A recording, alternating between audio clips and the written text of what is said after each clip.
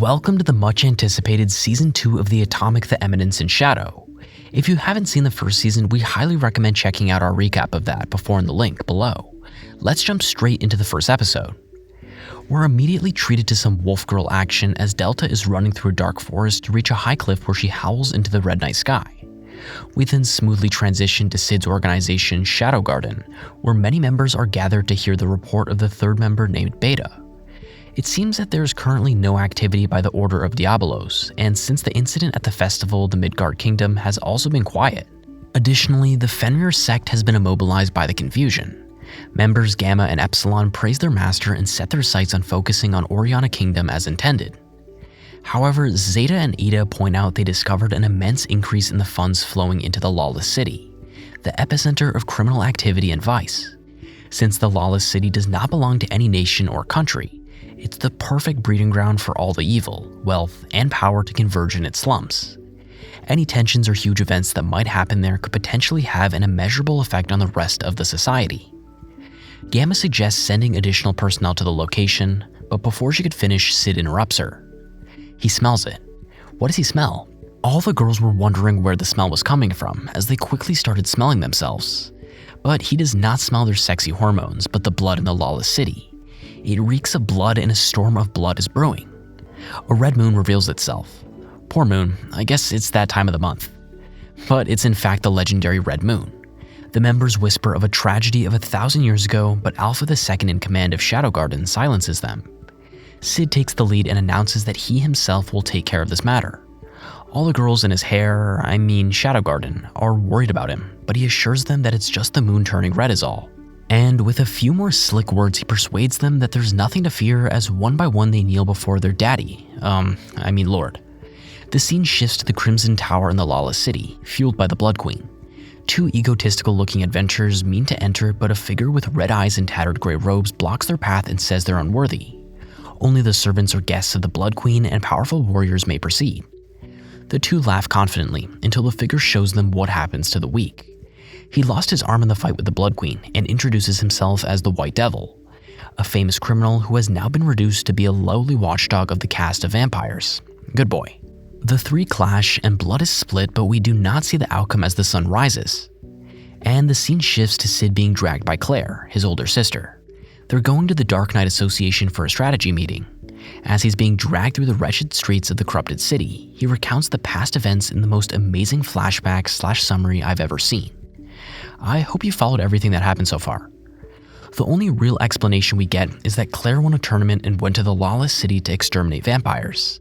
She does not know about Sid's true intentions, and she aims to buff his resume to make him a government employee. She's not happy with him not thinking about his future, but just before everything got too serious, a man addresses them saying he has some new pets in store. But it's not a usual pet store. It sells defeated warriors, and we discover the fate of the two from before. They miraculously survived, but were a bit damaged in the transit.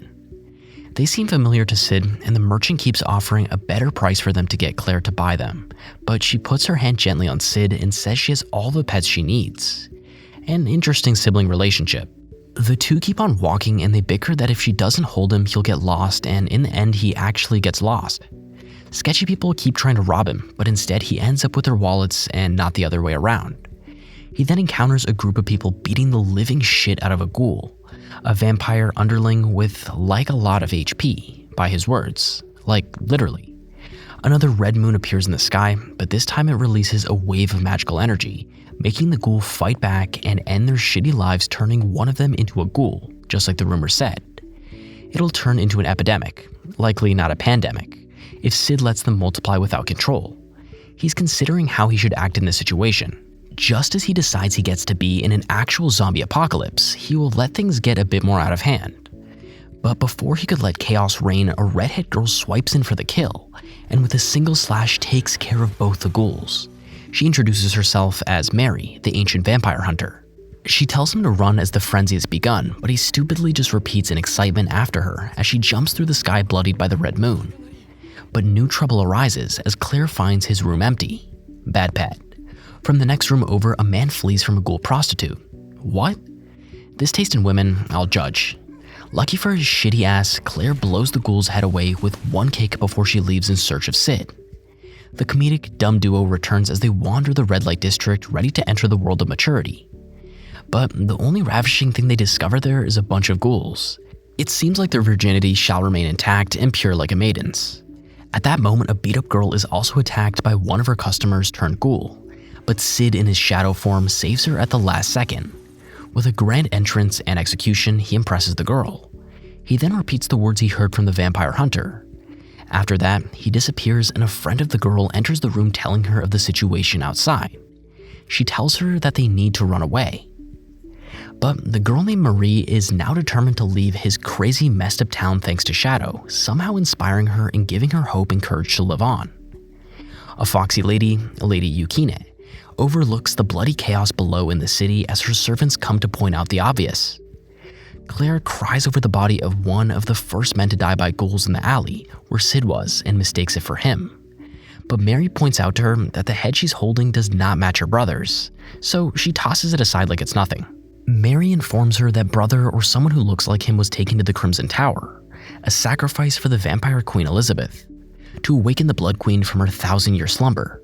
Claire is surprised at the news of the Blood Queen, but the vampires have kept that fact a secret, waiting for the opportune moment to strike. When they're at their strongest.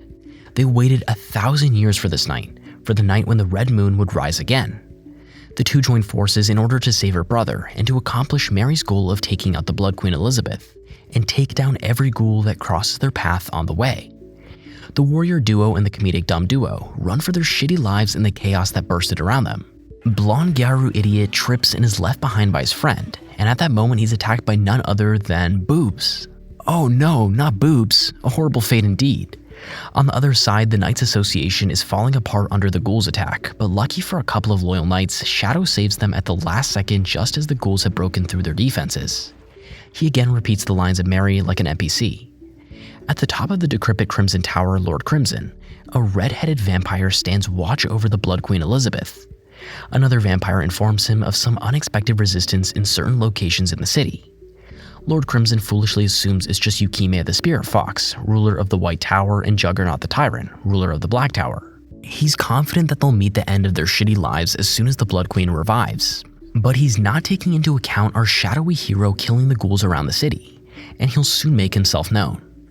Juggernaut and Yukine easily take out a large number of ghouls until they finally face each other. They clearly do not like each other. Foes to lovers in the future maybe, who knows? They exchange some blows and sharp words, but not with their smelly tongues, but with their weapons instead. The two rush towards each other unaware of the Shadow and the red moon. Someone somewhere may be trying to spin a new tale, but Shadow does not change.